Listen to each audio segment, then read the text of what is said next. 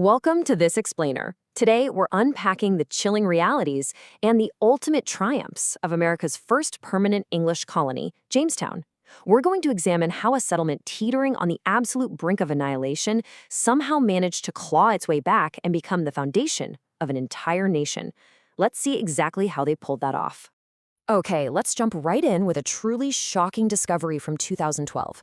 During an excavation of an early 17th century trash pit, archaeologists led by Dr. William Kelso unearthed something that completely shifted our understanding of early colonial life. Right inside the original 1607 perimeter of James Fort, they found the partial skull and tibia of a 14-year-old girl. Because she doesn't appear in any surviving historical records, the research team just simply named her Jane. Now, a gruesome find like this immediately sets the stakes, right? It leads to a pretty profound question. What could possibly drive these early settlers to such absolute extremes? To really wrap our heads around this, we have to remember that these were ordinary people. Jane was just a teenage girl from southern England. She likely arrived following a terrifying Atlantic hurricane, hoping for a fresh start, only to find herself stepping into an unimaginable nightmare. Section 1. The Discovery of Jane. To solve the mystery of what actually happened to Jane, we have to flash back to the harrowing winter of 1609 to 1610, a deeply dark period known in history as the Starving Time. Forensic analysis by Dr. Douglas Owsley at the Smithsonian Institution revealed a horrifying truth about that winter. The highly visible chop marks and cuts on Jane's skull and shin bone provided the very first scientifically verifiable proof of survival cannibalism in colonial America. Now, rumors and dark written accounts had always existed in the margins of history, sure, but here was undeniable physical proof of extreme trauma and a frantic battle just to stay alive. The sheer horror of that winter is captured perfectly in this primary account by the colony's president at the time, George Percy. He described a desperate battle for existence where over 2,000 men, women, and children died inside the freezing, cramped confines of the fort. Percy wrote that the starving colonists were forced to eat their horses, and then they turned to vermin, leather from their boots, and ultimately, digging up corpses from graves to eat them. Take a second to really think about that. It wasn't just a lack of food. It was this compounding disaster of rampant sickness, contaminated drinking water, and unimaginable desperation pushing human beings way past their breaking point. Section 2. Leadership and Famine. Let's look at how a complete collapse in administration brought the colony to its knees. Things fell apart incredibly fast in 1609. The colony was founded in May 1607, right? But by the fall of 1609, Captain John Smith suffered a severe, mysterious gunpowder explosion while sleeping in a boat, forcing his immediate departure for England. George Percy took control just as a massive native siege began and a brutal winter set in. This timeline maps out a literal perfect storm. Lost leadership, compounding environmental factors, and severe external threats all hitting at once. Now, this is where it gets really interesting. Think about the stark contrast in leadership here. John Smith was a clever, experienced soldier who forced the colonists to work hard. It was a harsh reality check, but under his strict rule of he that will not work shall not eat, the colonists actually built a well, constructed houses, and planted crops. It was highly functional. Percy, on the other hand, was reportedly physically weak, suffered from epilepsy, and made a tragic miscalculation of his own authority, entirely losing control of the group. Food stores vanished to rot and rats, rationing was a total disaster, and Percy was eventually forced to execute colonists just to stop them from robbing the rapidly dwindling food stores. Section 3. The Powhatan Siege. Next, we have to examine the external pressures that physically trapped these starving colonists inside their fort. Without Smith's aggressive but functional diplomacy, relations with the Powhatan Confederacy just completely collapsed. And this reveals a pretty crucial historical insight.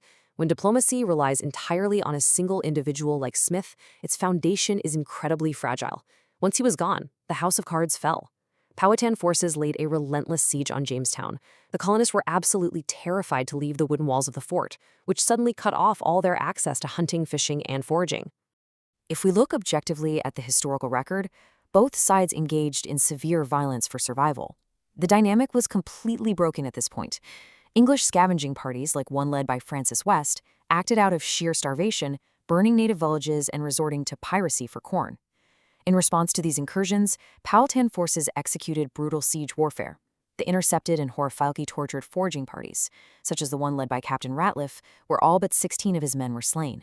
It was an environment of total mutual destruction, with each side pushed to their absolute limits. Section 4, Jamestown versus Roanoke. Yet despite this absolute nightmare, Jamestown survived. And that brings us to a fascinating comparison with an earlier failed English settlement. Why did Roanoke vanish without a trace to become the infamous lost colony, while Jamestown, despite literally eating its own dead during the starving time, eventually stabilized? It's a captivating historical puzzle, but it offers a profound takeaway for us today. Survival often comes down to having an underlying economic purpose and a structural framework for leadership. Roanoke lacked a clear structure after its governor left and possessed no real economic base whatsoever. Jamestown, despite its initial horrors, eventually found something Roanoke didn't, which is exactly what allowed it to endure. Section 5. The Seeds of Success. Let's unpack the specific factors that pulled Jamestown out of the dirt and secured its future. So, how on earth did they actually turn this apocalyptic scenario around? Well, it essentially boiled down to three pillars of endurance. First, an economic engine. John Rolfe discovered a specific strain of tobacco that acted as a highly profitable cash crop, suddenly incentivizing further investment and supply ships from the Virginia Company. Second, organized leadership, through the establishment of the House of Burgesses in 1619. This was absolutely vital because it provided a much-needed framework for local governance, giving the settlers an actual political stake in their own survival. And third, evolving diplomacy.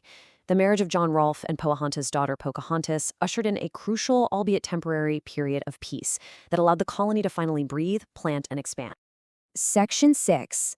An enduring legacy. This miraculous recovery established a permanent foothold that would evolve into the thriving, resilient region of James City County we see today.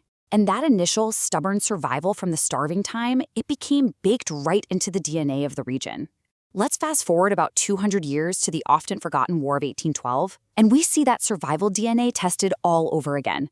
This very same region held strong against severe British blockades and devastating naval raids. Men from James City and York counties formed the 60th Regiment of the Virginia Militia to protect the peninsula from Admiral George Cockburn's plundering fleet. The inherited spirit of defense and endurance remained an absolute staple of the local populace centuries later. You also see the beauty of this enduring spirit in historical sites like the Chickahominy Church. This site has an incredibly layered history. It actually served as a temporary headquarters and hospital for the Marquis de Lafayette's forces in the summer of 1781, before being destroyed by British forces. After being rebuilt and then destroyed again during the Civil War, it sat in ruin for 12 years. But then, in a really profound twist of historical irony and beauty, a community born from starvation and conflict saw marginalized, newly freed African-American citizens step up to purchase and rebuild the church. They absolutely refused to let their community's history fade away. And finally, community efforts like the painstaking restoration of the Norwich Depot remind us of a populace that consistently honors its past today. Spanning more than 20 years of massive effort by local citizens, government authorities, and historical commissions, which, by the way, is just a staggering logistical undertaking, this Chesapeake and Ohio Railroad depot was saved from demolition, relocated, and fully restored by 2012. It's a beautiful modern-day reflection of that original, stubborn will to survive, rebuild, and preserve. As we wrap up this explainer, looking from the tragic, chopped skull of young Jane to the thriving, history-honoring communities of James City County today, we have to wonder, considering the unspeakable horrors of the starving time, how thin is the line between total ruin and a legacy that lasts centuries? Well, it turns out that line is drawn by a mixture of brutal perseverance, economic adaptability, and the relentless human will to rebuild. Thank you so much for joining me on this explainer. I want to leave you with one final thought. If a community can rise from the ashes of something as horrific as the starving time to thrive for centuries, what does that say about our own capacity to endure the crises of today? See you next time.